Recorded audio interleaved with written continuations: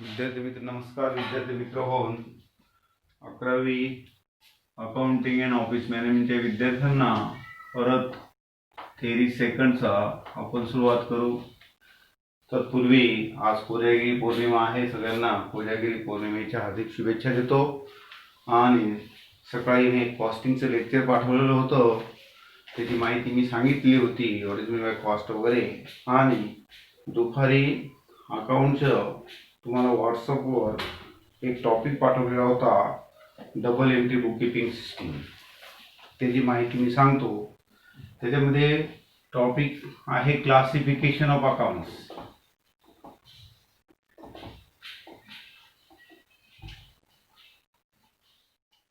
Classification accounts आपण केलेलं आहे. अकाउंटचे दोन प्रामुख्याने प्रकार पडतात.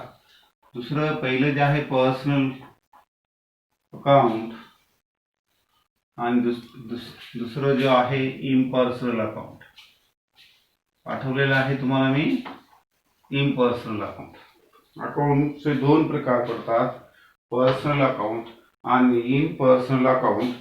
त्याच्यामध्ये इम्पर्सनल अकाउंट मध्ये दोन प्रकार आहेत, रिअल अकाउंट आणि दुसरं जे आहे ते म्हणजे नॉमिनल अकाउंट. हे मी मागे लेक्चर घेतलेलं आहे, परत समजून देतो.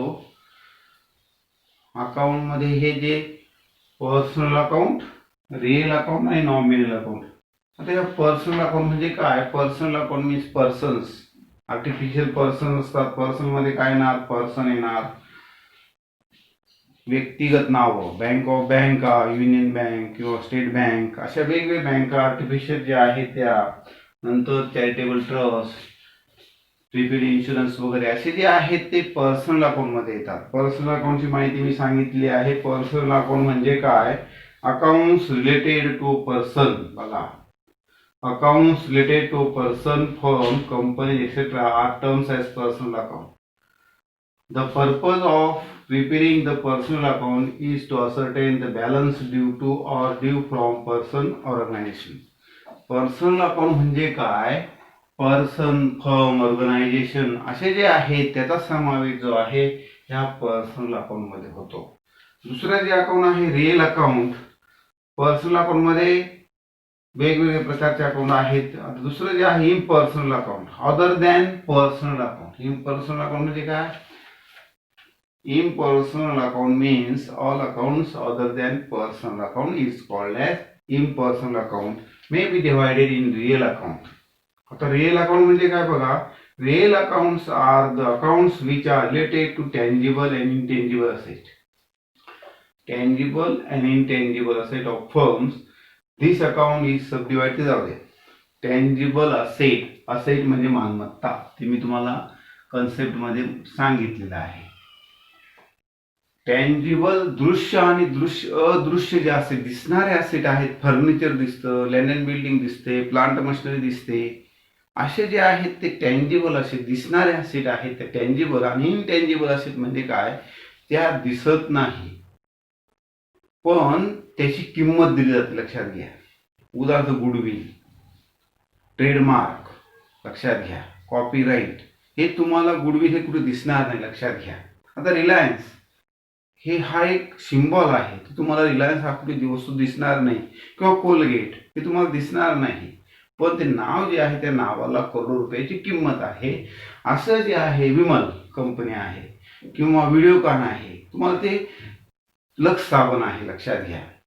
किंवा पतंजलीचं एखादं प्रॉडक्ट असेल, त्याच्यामध्ये तुम्हाला त्या वस्तू जरी दिसतात पण ते नाव आहे. जसं तुम्हाला ही फिजिकलमध्ये तुम्हाला फर्निचर दिसेल, प्लांट अँड मशिनरी दिसेल, मोटर कार दिसेल, हे टँजिबल असेट आहेत. आणि इनटँजिबल असेट म्हणजे कोणत्या? की त्या असेटला किंमत असते पण त्या तुम्हाला दिसत नाही. गुडविल, कॉपीराईट, पेटंट ह्या ज्या असेट ज्या आहेत त्या intangible asset. Real account means all properties are included. Tangible and intangible assets are also in real account, लक्षात घ्या. तर नॉमिनल अकाउंट म्हणजे काय? Nominal account are which related to expenses, losses, income, gain. लक्षात घ्या. नॉमिनल अकाउंट जे आहे त्याच्यामध्ये काय काय येणार? एक्सपेन्सेस येणार, नंतर इन्कम येणार, नंतर गेन येणार, असे जे आहे ते सर्व जे आहे उदाहरणार्थ interest received, rent received, commission received लक्षात घ्या, किंवा rent paid, insurance paid, motor car expenses, असे जे खर्च जे आहेत ते सर्व खर्च आणि उत्पन्न जे आहे ते उत्पन्न ह्या नॉमिनल अकाउंट मध्ये येतो. हे मी तुम्हाला मागे सांगितलं होतं, परत आता माहिती सांगतो. क्लासिफिकेशन अकाउंट्स म्हणजे काय तुम्हाला मी सांगितलेलं आहे. क्लासिफिकेशन मध्ये पर्सनल अकाउंट आणि इम्पर्सनल अकाउंट. पर्सनल अकाउंट मध्ये कोणतं येणार? Persons, firms, organisation. आता याची तुलना आपल्याला करायची, यांचे नेम आहे ते आपण बघूया. लक्षात घ्या, पर्सनल अकाउंट, रिअल अकाउंट आणि नॉमिनल अकाउंट याच्यामध्ये आपल्याला बघायचं आहे. आता पर्सनल अकाउंटचा नेम जो आहे तो म्हणजे डेबिट द रिसिव्हर, हे सांगितले तुम्हाला मी, आणि क्रेडिट द गिव्हर.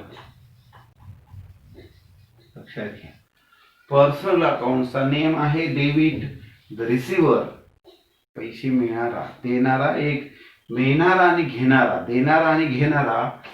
लक्षात घ्या, debit equal to credit. Double entry book keeping system. All each and every transactions are recorded in two aspect is called as double entry bookkeeping system. मी तुम्हाला ती माहिती सांगितलेली आहे. दुसरं जे अकाउंट आहे ते म्हणजे रिअल अकाउंट. त्याचा नेम काय आहे? डेबिट व्हॉट कम्स इन आणि क्रेडिट व्हॉट गोज आउट. लक्षात घ्या,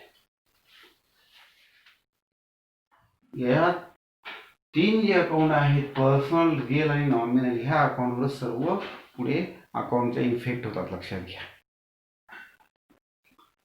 personal account, debit the receiver, credit the giver. हे नेम तुम्हाला पाठ करायचे झाले असतील, मी तुम्हाला 5-6 दिवसापूर्वी पाठवलेले होते, पण आता परत आपल्याला प्रॉब्लेम सुरू करायचे आहेत म्हणून मी सांगितलेलं आहे. Debit the receiver, credit the giver, debit what comes in, credit what goes out. आणि नॉमिनल अकाउंटचा नेम आहे nominal account, debit the expenses, खर्च and losses, credit the gain and income. लक्षात घ्या, सर्व मी पाठवलेलं आहे ते बघा. हे जे नेम आहे त्या नेमानुसार आपल्याला प्रत्येक व्यवहार जो आहे या व्यवहाराच्या 2 नोंदी करायच्या आहेत. रिअल, पर्सनल, रिअल आणि नॉमिनल अकाउंट जे आहे त्या अकाउंटचे आपल्याला भाग करायचे आहेत. प्रत्येक व्यवहार जो आहे या व्यवहाराची नोंद जी आहे ती पर्सनल, रिअल आणि नॉमिनल अकाउंट मध्ये. लक्षात घ्या, आता एखादा व्यवहार बघू, त्या व्यवहाराच्या नोंद. Amount received from Ram ₹2000. याचा अर्थ अमाऊंट रक्कम रिसिव्ह, राम पासून पैसे 2000 मिळाले. काय मिळाले? पैसे मिळाले. हा ट्रान्झॅक्शन जो आहे, ह्या ट्रान्झॅक्शनचे आपल्याला डेबिट आणि क्रेडिट. लक्षात घ्या, debit equal to credit, two effect principle, two effect same amount आणि डेबिट बरोबर क्रेडिट. लक्षात घ्या, principle of double entry book keeping मी पाठवलेले ते बघा, तुम्हाला दिलेत नाही, 4-5 मुद्दे ते बघा. आता हा जो व्यवहार आहे अमाऊंट रिसिव्ड फ्रॉम राम ₹2000, हा व्यवहार आहे ह्या 3 अकाउंट मध्ये आपल्याला बसवायचा आहे.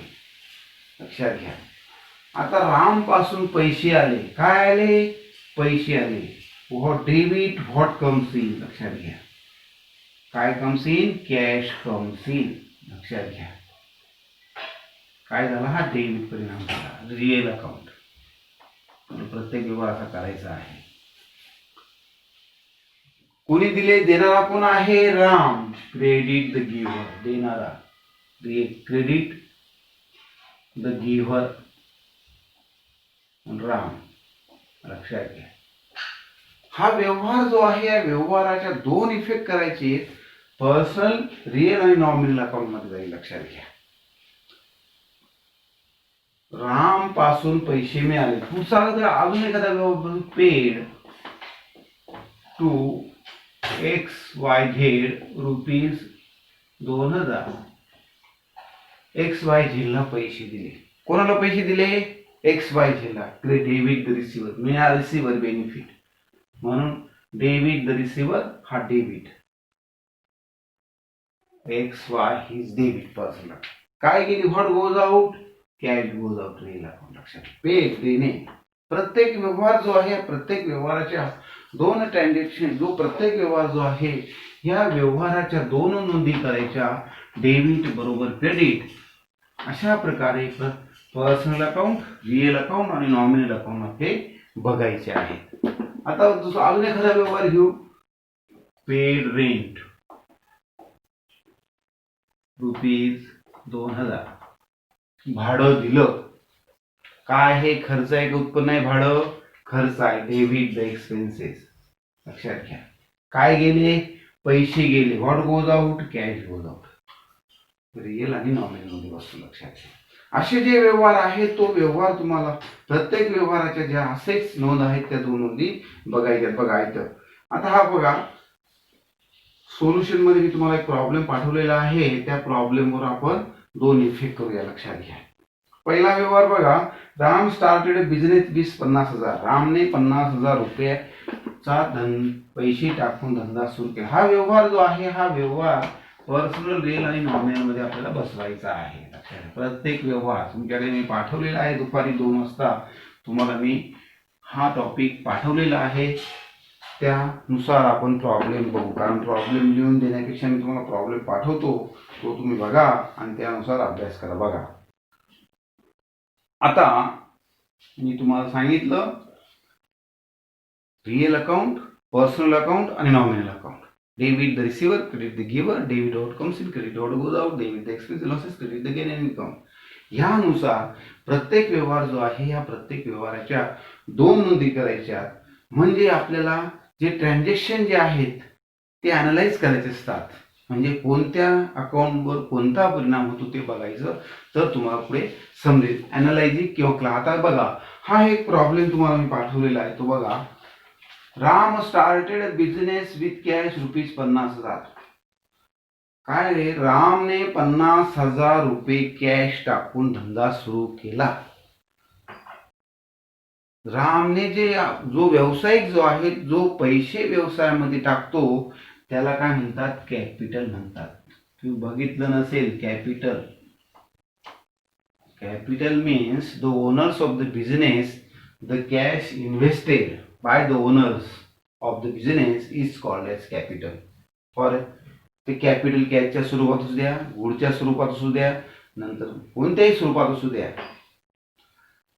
म्हणजे रामने 50,000 रुपये कॅश टाकून धंदा सुरू केला. धंद्यामध्ये काय आली? कॅश आली. लक्षात घ्या. कोणी दिली? रामने दिली. राम कॅपिटल. लक्षात घ्या. कोणत्याही व्यक्तीने जर व्यवसायामध्ये पैसे टाकले असतील तर त्याला त्याचं कॅपिटल असे म्हटलं जातं. लक्षात घ्या. राम्स कॅपिटल. म्हणजे हा जो व्यवहार जो आहे, हा व्यवहार पर्सनल अकाउंट, दुसरं जे आहे ते रिअल अकाउंट, तिसरं जे आहे ते नॉमिनल अकाउंट. कशा कशामध्ये? आणि डेबिट आणि क्रेडिट इफेक्ट. लक्षात घ्या. अशा पद्धतीने आपण चार्ट करूया. लक्षात घ्या. आता हा ट्रान्झॅक्शन जो आहे, काय ट्रान्झॅक्शन आहे? Ram started business with cash ₹50,000. Short मध्ये लिहितो. लक्षात घ्या. हा चार्ट जो आहे, त्या चार्ट प्रमाणे धंद्यामध्ये काय आलेले आहे? कॅश आलेली आहे. लक्षात घ्या. What comes in? बघा, what comes in cash comes in. मग कॅश अकाउंट डेबिट. लक्षात घ्या. कॅशला डेबिट पडेल. लक्षात. आपल्या रिअल जे नेम आहेत त्या नेमानुसारच जायचं. लक्षात घ्या. रामने बिझनेस सुरू केला. राम आणि बिझनेस हा वेगळा आहे, लक्षात घ्या. राम हा व्यक्ती आहे, पण त्याने धंदा सुरू केला म्हणजे आपल्या धंद्याचा विचार करायचा आहे. त्याने 50,000 रुपयाचा जमा आणून व्यवसाय सुरू केला. कोणी पैसे दिले? क्रेडिट द गिव्हर, लक्षात घ्या. हा डेबिट, क्रेडिट द गिव्हर काय आहे? राम कॅपिटल, लक्षात घ्या. बघा, personal account, debit what comes in? Cash comes in. देणारा कोण आहे? राम कॅपिटल आहे, लक्षात घ्या. मग या ठिकाणी कशाला पडेल? कॅपिटल अकाउंटला क्रेडिट पडेल, राम कॅपिटल, लक्षात घ्या. कोणताही व्यवहार जो आहे या व्यवहारामध्ये पर्सनल, रिअल आणि नॉमिनल अकाउंट मध्ये ते व्यवहार होते, लक्षात घ्या. दुसरा व्यवहार बघा, deposited into the bank ₹10,000. दुसरा व्यवहार, हा पहिला व्यवहार अंडरलाईन करू. दुसरा व्यवहार डिपॉझिटेड इन टू बँक, ते पुस्तकात ते जाऊ द्या, पण समजून घ्या. तुम्हाला डिपॉझिट म्हणजे बँकेत पैसे भरले, लक्षात घ्या. काय पैसे आले की गेले? पैसे गेले. कोणाला मिळणार आहे? बँकेला मिळणार आहे. Bank is personal account, debit the receiver, लक्षात घ्या. बँक इज रिसिव्हर, लक्षात घ्या. बँकेत पैसे भरले, amount into the bank, deposited पैसे अकाउंट, त्याने 50,000 रुपयामधून 10,000 रुपये बँकेत पैसे भरले, म्हणजे त्याचं मानून किती आलं? 40,000 रुपये राहिलेलं उदाहरण समजा, ते पण आपल्याला सांगता येईल. Debit the receiver, bank is receiver. काय गेले? व्हॉट गोज आउट, हे झालं डेबिट. म्हणजे कोणतं? डेबिटला काय येणार? बँक, लक्षात घ्या. Bank account, cash account, account म्हणतात त्याला कॅपिटल अकाउंट. ट्रिब्युनल म्हणजे एका व्यवहाराचे दोन इफेक्ट करायचे, डेबिट इक्वल टू क्रेडिट. ते नंतर आपण बघू, पण समजून घ्या. हे जोपर्यंत समजत नाही तोपर्यंत तुम्हाला पुढे काही समजणार नाही, लक्षात घ्या. Debit the receiver, bank is receiver, लक्षात घ्या. पैसे गेले. What goes out? Name goes out, credit, लक्षात घ्या. हा डेबिट, हा credit. What goes out? Cash goes out. मग कॅश अकाउंटला काही क्रेडिट येईल, लक्षात घ्या. प्रत्येक व्यवहार जो आहे हे तुम्हाला समजण्यासाठी सांगता. आपल्याला याची गरज नाही. आपल्याला एंट्री ट्रान्झॅक्शनचे फक्त डेबिट कशाला पडेल, क्रेडिट कशाला पडेल आणि कोणत्या नियमात जाईल, पर्सनल मध्ये जाईल की रिअल मध्ये जाईल. पुढचा व्यवहार बघा, पेड चेक ₹2,000 टू रवी. रवीला चेक दिला. रवी बघा, paid to Ravi, Ravi paid to Ravi. Deposit किती ट्रान्झॅक्शन आहे? नाही, तिसरा transaction purchase goods from Hemant ₹25,000. आता बघा, ट्रान्झॅक्शनचा तुम्हाला अर्थ समजायला पाहिजे, त्या अर्थानुसार व्यवहार करायचा. परचेस म्हणजे काय? खरेदी करणे. परचेस गुड्स असा व्यवहार आहे. तिसरा व्यवहार purchase goods from Ram, me short मध्ये लिहितो तुम्हाला. तिसरा व्यवहार परचेस गुड्स फ्रॉम राम ₹25,000. सांगा बरं, हा व्यवहार कशात बसेल? Purchase goods from Ram. Ram पासून 25,000 रुपयाचा माल खरेदी केला, उधार खरेदी केला. फॉर कॅश जर असेल, रोख. ट्रान्झॅक्शनचे दोन परिणाम सांगितले, कॅश ट्रान्झॅक्शन आणि क्रेडिट ट्रान्झॅक्शन. बघा, पहिल्या पॅरेग्राफ मी पाठवलेलं आहे, ते बघा, वाचा. कॅश ट्रान्झॅक्शन आणि क्रेडिट ट्रान्झॅक्शन मध्ये आपण ते तुम्हाला मी पाठवलेलं आहे.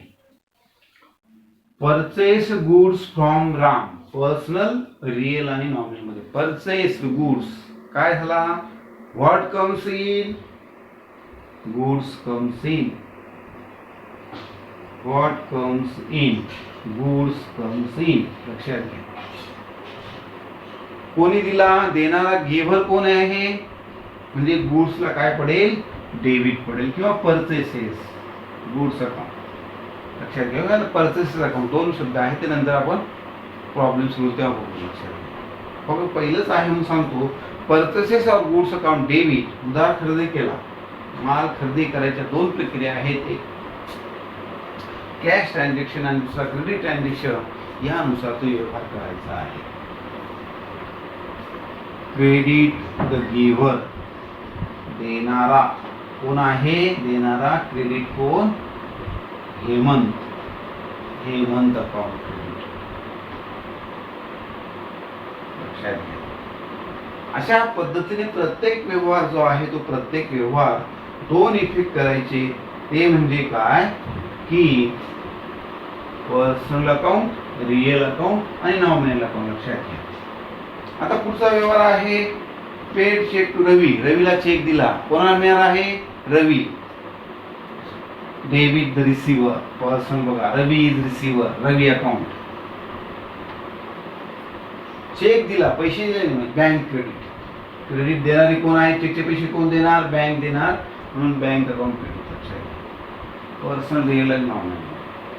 थोडंसं डोक्यावरून जाईल पण 2-3 अर्थ लक्षात येईल. बघा, the withdraw cash for personal use. Cash बँकेतनं काढले, पैसे आले. What comes in?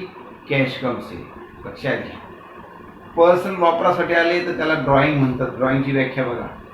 Personal account जर पर्सनल कामासाठी जर वापरले तर drawing account debit to cash account. अशा पद्धतीने ते आपण जे व्यवहार जे आहेत ते व्यवहार आपल्याला बघायचे आहे. प्रत्येक व्यवहाराचे ह्या दोन इफेक्ट करायचे आहेत. आता बघा, सोल्ड गुड्स टू आनंद. आनंदला सोल्ड म्हणजे विकणे, गुड्स म्हणजे माल, फॉर म्हणजे कॅश, टू म्हणजे ला. 24,000 रुपयाचा माल आनंदला विकला. What comes in? Cash comes in. Real account. What goes out? Goods goes out. लक्षात घ्या. माल गेला. अशा पद्धतीने प्रत्येक व्यवहार जो आहे. तर अजून एखादा बघा, असा एक व्यवहार दिला आहे पेड रेंट. सांगितलेलं आहे पेड रेंट ₹2,000. हे सांगितलं, भाडं दिलं. Debit the expenses. Debit the expenses. Rent is expenses. What goes out? Cash goes out. Rent आणि कॅश. लक्षात घ्या. डेबिट आणि क्रेडिट. अशा पद्धतीने प्रत्येक ट्रान्झॅक्शनच्या किती इफेक्ट करायचे? दोन इफेक्ट करायचे. ते तुम्हाला मी पाठवलेला आहे. तो चार्ट पण तुम्हाला दिलेला आहे, पण तो समजून घ्या. समजून सांगितलं. पर्सनल, रिअल आणि नॉमिनल अकाउंटमध्ये प्रत्येक व्यवहार जो आहे त्या व्यवहाराच्या नोंदी करायच्या आहेत. बघा, पुढचा पण एक आहे two effect from the following transaction find out two effect. Started with cash ₹75,000. What comes in? Cash comes in. लक्षात घ्या. म्हणजे दोन इफेक्ट जे आहे ते दोन इफेक्ट करायचे. कॅश अकाउंट डेबिट आणि देणारा कोण आहे? तो बिझनेसमॅन आहे. प्रत्येक व्यवहार जो आहे त्या व्यवहाराच्या दोन नोंदी आपल्याला करायच्या आहेत. मी तुम्हाला पाठवलेलं आहे. ते दोन ट्रान्झॅक्शन जे आहेत तुम्ही पण ट्रान्झॅक्शन करू शकता. परचेस. आता बघा, तुम्ही परचेस नोटबुक खरेदी केलं. नोटबुक स्टेशनरी खरेदी केली. Debit the expenses. Printing and stationery account debit to cash account credit. लक्षात घ्या. प्रत्येक व्यवहाराच्या दोन नोंदी करायच्या. each and every transaction are recorded in two effect, debit as well as credit. आपण हे बघितलेलं आहे आणि हे तुम्हाला मी पाठवलेलं आहे. मागे पण सांगितलं होतं. आता पुढे आपण नवीन मुद्दा सुरू करू. त्याचं नाव आहे जर्नल. ते आपण उद्या सुरू करू. जर्नल. लक्षात घ्या. त्याला चार्ट वगैरे काय आहे ते आपण बघू. म्हणून परत थोडं पाठवतो. बघा, जास्त व्हिडिओ पाठवला तर तुम्ही बघत नाही, म्हणून 15-15 मिनिटाचेच व्हिडिओ पाठवले तर बघता. परत सांगतो, जे व्हिडिओ पाठवले ते बघत जा आणि थोडाफार अभ्यास करा. धन्यवाद.